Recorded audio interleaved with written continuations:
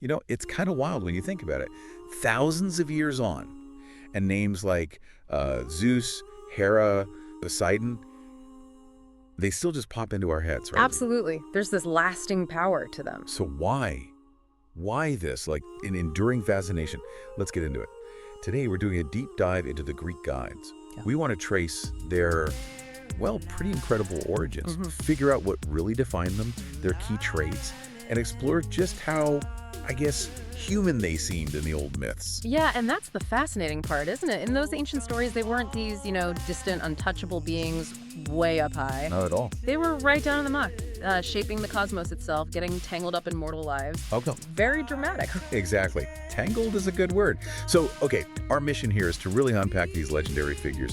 Where did this divine family even spring from? Yeah, the beginnings. What made them tick? And why did these stories full of, frankly, bizarre stuff sometimes still grab us? Well, the ancient myths, they paint this really dramatic origin picture. The universe, they basically said, started as chaos. Chaos, like chaos. Kind of, yeah, but more like a formless void, a swirling darkness, emptiness. And from that sprang Gaia, the earth. Okay, solid graph. And Eros, which is, love or desire, that fundamental force of connection, the cosmic glue, sort of. So out of nothingness comes the planet, desire. Yeah. That's a creation story with some serious primordial energy. It really is. And then Gaia, being Earth, starts producing things, like life. Pretty much. Gaia then unites with her son Uranus, that's the sky, stretching overhead. Her son. Okay, ancient myths, keeping it interesting. Yeah. Their union produced the 12 Titans, big names, powerful figures like Oceanus, the sort of titan of the world river. Right. Thea, maybe linked to brightness, the sky's brilliance, and of course the big one, Cronus. Cronus, definitely heard of them. But they also had other kids, the Cyclops, the one-eyed giants. Oh yeah, the Cyclops, scary dudes. Representing immense power, maybe craftsmanship later on. And the Hecatoncheires. Hecaton what? Hecatoncheires. Giants with, get this, 50 heads and 100 arms each. On 100 arms. Seriously. Imagine trying to buy gloves for them. Right, just raw, untamed, natural force embodied. So a big, powerful, slightly terrifying family, but it wasn't all happy families, was it? Uranus, he had issues. Big issues. Uranus was terrified of his children. This power they represented, he feared it. Understandable, maybe, with 100-armed kids running around. Maybe. So he imprisoned them, stuffed them deep inside Gaia, deep within the earth. Ouch. That can't have made Mom happy. Not remotely. Gaia was furious. She plotted revenge. She made this incredibly sharp sickle, adamant maybe. A sickle. And she gave it to Cronus, one of the Titans still free, or maybe the bravest one. And he used it to castrate his father, Uranus. Whoa, okay, yeah. That escalated quickly. Family therapy was definitely not a thing back then. Definitely not. And this violent act, it had consequences, right? Weird ones. I seem to remember Aphrodite showing up somewhere around here. Precisely. Really strange consequences. From Uranus' blood hitting the earth, up sprang the Erinyes, the Furies, spirits of vengeance. Scary. And the giants, even more conflict down the line. And the Miliae, tree nymphs, ash tree nymphs specifically. Okay. Blood gives birth to vengeance and giants. Got it. But then the severed parts, they were thrown into the sea. And from the sea foam, the Aphros. Aphrodite. Exactly emerged Aphrodite, goddess of love, beauty, desire, fully formed, just rising from the waves on a seashell, carried to Cyprus. What an entrance. Forget being born in a hospital. So Uranus is out. Cronus and the Titans are in charge now. Cronus is calling the shots. But history repeats itself, or missed us anyway. The new boss wasn't much better, was he? It's a recurring theme, isn't it? Power, fear, paranoia. Cronus married his sister, Rhea. Another sibling marriage, okay. And he heard this prophecy, or just feared, that his own kids would overthrow him, just like he did to Uranus. So, naturally, he decides to swallow them. Each one, as soon as Rhea gave birth. Hestia, Demeter, Hera, Hades, Poseidon, gulp, gone. Oh my God. It's horrific. You'd think Rhea would object. She did, eventually. When the last child, Zeus, was born, she couldn't take it anymore. She hid him away. Mount Ida, in Crete. Okay, secret baby Zeus. How'd she trick Cronus? She wrapped a big stone in, baby clothes, swaddling bands, presented that to Cronus. And he just swallowed the rock. Didn't notice. Apparently not. Down it went. So Zeus grows up in secret, gets strong. And eventually comes back for Dad. Exactly. He challenges Cronus, forces him somehow, maybe with a potion, to vomit up the other sibling. Oh, lovely reunion. Siblings covered in. And then, war? The Titanomachy. Gods versus Titans. Zeus and his siblings against Cronus and his allies. The ultimate power struggle. Epic stuff. What happened to the Titans who lost? Yeah. The ones who sided with Cronus. They didn't fare too well. Some got locked up even deeper than before in Tartarus. Minucius, maybe known for being rash, got zapped down to Erebos, the darkness. Zapped. Like lightning. Zeus's signature move, right. And Atlas, famously, got the lovely job of holding up the sky forever. Yeah, poor Atlas. Always pictured him with really sore shoulders. You'd imagine. Interestingly, though, a couple of Titans, Prometheus and Epimetheus, they sort of played a different role. They weren't strictly enemies, and they get involved later with creating humans. So not all Titans were on the bad side, depending on the story. Shades of gray even back then. Okay, so the dust settles, Zeus and siblings win. Now we have the Olympians, right? Ruling from Mount Olympus. That's the new order. They set up their home base on Mount Olympus, a big, powerful, and often very dysfunctional divine family. Brothers, sisters, kids, cousins, all living together on a mountain. What could go wrong? Quite a lot, as the myths show. But yeah, this is the core group, usually counted as 12 main Olympians, each with their own, domain, their powers. The divine dozen. Yeah. Okay, lay them on me. Who are the key players on Olympus? All right, you've got Zeus, obviously, king of the gods, god of sky and thunder, Yeah. top dog. Yeah. Then his brothers. Poseidon, ruling the seas, earthquakes too. And Hades. Well, Hades rules the underworld, so he's usually down there, not technically on Olympus much. Right, brooding in the basement. Kinda. Then Zeus's sisters. Hera, his wife, queen of the gods, goddess of marriage, famously jealous. Oh, yeah. Demeter, goddess of agriculture, the harvest. And Hestia, goddess of the hearth, home, family. Kind of a quieter one. Okay, the first generation. Yeah. Then their kids. Yep. Oh. Zeus's kids, mostly. Apollolite, music, prophecy, archery, healing. Lots of jobs. Busy guy. Artemis, his twin sister, goddess of the hunt, the wilderness, the moon.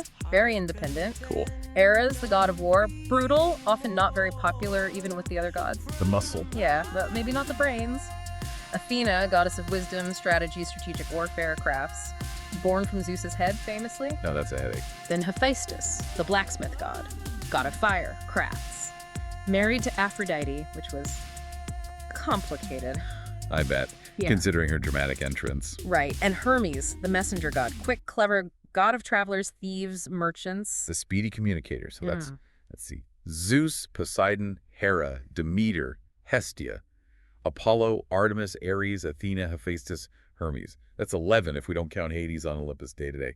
Who's the 12th? Good counting. Usually it's Aphrodite herself, goddess of love and beauty, or sometimes later on Dionysus, the god of wine, revelry, ecstasy, theater. He gets added to the circle. It varies a bit. Okay, so it's a powerful lineup however you count it. You'd think beings like that, ruling the cosmos, would be, I don't know, more dignified? Perfect. You might think that, but the myths, they tell a very different story. They are so full of flaws. That's what's so compelling, isn't it? They weren't just powerful, they were petty, jealous, lustful, vengeful. Exactly. In the ancient myths, the gods are incredibly anthropomorphic. That's a key thing. They mirror human characteristics, the good and the bad. So they loved, they hated, they got envious. Oh, big time. They held grudges for centuries. They cheated on each other constantly. They committed acts of, terrible violence and betrayal. It wasn't just background color either, was it? It drove the plots. Absolutely. This wasn't just like random soap opera stuff. It might have been a way for the Greeks to explore and understand their own complex emotions and behaviors, seeing these things played out on a grand divine scale. So these ultimate beings were basically like us, but with the volume turned way, way up. All our messy human stuff, just bigger. That's a great way to put it. Amplified versions of us. Their joys were immense, but their sorrows, their rages, they were also magnified by their immortality and power. Right, they couldn't die, but they could definitely suffer. And their anger. When a god got angry, mortals usually paid the price. Oh, their vengeance could be terrifying. Wiping out cities, cursing families for generations. You did not want to get on their bad side. It really makes you think about how the Greeks saw the world and themselves. By making their gods so human, what were they saying about humanity? Well, if you connect it to the bigger picture, it seems the Greeks essentially made gods in their own image, didn't they? Yeah, seems like it. They gave them their own traits, the good stuff, like courage, honor, maybe a love of beauty and intellect, but also the bad stuff, like being slaves to passion, telling lies, being cruel. So they were imaginative, Definitely. But maybe also quite realistic about human nature. I think so. Their myths show a deep engagement with what it means to be human, our potential, our flaws, our struggles. They valued virtue, but they knew people weren't perfect, and neither were their gods. And this humanness wasn't just internal in their personalities. They physically interacted with the mortal world all the time, didn't they? Constantly. They weren't just sitting up on Olympus sipping nectar, they were down on Earth, meddling. Sometimes showing up in all their glory, but often in disguise, right? Yeah. Like an old man or a swan or... Exactly, taking human form, animal form, walking among mortals, sometimes helping, sometimes hindering, sometimes just observing or causing trouble. And their family lives. Forget human dramas. Marrying siblings, having affairs with mortals left, right, and center, creating all these demigod heroes. It's like a celestial soap opera. It really is. The myths are just packed with these complex, divine family relationships. Marriages, affairs, children with gods, nymphs, mortals. It created this huge web of connections, blurring the lines between divine and human. So many heroes were supposedly children of gods. Countless examples. Their involvement in myths and legends is direct. They weren't abstract forces. They were active participants, shaping events, deciding fates, interfering in wars, helping their favorite heroes. Can you give us a couple of really classic examples, ones that show that close interaction? Oh, sure. Think about Pandora, crafted by Hephaestus, the divine smith, but on Zeus's orders. Right, the first woman sent with that jar, or box, full of troubles for mankind, definitely divine meddling. Big time. Or think about the Great Flood story, the Greek version with Deucalion and Pyrrha.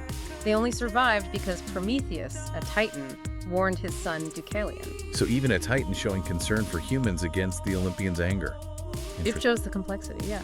And then, of course, you have the huge sagas of heroes like Hercules, son of Zeus. His whole life is shaped by divine favor and divine wrath, especially Hermes. Or Theseus, Odysseus. Their stories are full of gods intervening, helping, testing them. So despite being these incredibly powerful, immortal beings, they were just deeply, fundamentally tangled up with the human world. Absolutely. It's almost like the Greeks, by making their gods so relatable, so involved, so flawed. We're actually saying something about the importance of humanity itself. That's a really insightful way to look at it, I think. It's one of the most compelling things about Greek mythology. It really seems to value humankind. Humans aren't just pawns, they matter, they have agency, even within this universe run by powerful, fickle gods. This humanizing of the divine, it feels pretty unique, doesn't it? And maybe why these stories still resonate. It's definitely a distinctive feature and probably a huge part of their enduring appeal. Okay, wow. We've covered a lot of ground, from Kawas to cosmic patricide to divine soap operas. Let's try and boil this down. What are the absolute key takeaways from this deep dive? Okay, synthesis time. I'd say first, the Greek gods had these dramatic, chaotic origins, literally emerging from the void and overthrowing their predecessors. Power struggles right from the start. Predict violent beginnings. Second, while they were immensely powerful, ruling distinct realms from Olympus, their defining characteristic is perhaps how incredibly human they were. Flawed, emotional, driven by familiar desires and vices. Right. Gods in our image, warts and all. Exactly. And third, crucially, they weren't distant. They were deeply, constantly engaged with the mortal world, intervening, interacting, having relationships, shaping human destiny for better or worse. Reflecting maybe the Greek view that humanity, with all its complexities, was pretty significant in the grand scheme of things. Precisely. Their myths reflect a worldview that placed real value and importance on the human experience. It's really amazing how these stories, these figures, created so long ago, filled with these, flawed but powerful beings, still echo today in our art, language, how we think about heroes and villains. It really makes you wonder, doesn't it? Here's something maybe for you, the listener, to think about. How do these ancient myths, born millennia ago, continue to weave their way into our modern culture, our stories, our psychology? What is it about these specific gods, so powerful yet so recognizably human, that keeps capturing our imagination after all this time? Definitely something to chew on. Well, that's all the time we have for this deep dive into the messy, fascinating world of the Greek gods. It's been great fun exploring it again. Always something new to see. Absolutely. Like and subscribe for more mythological mysteries.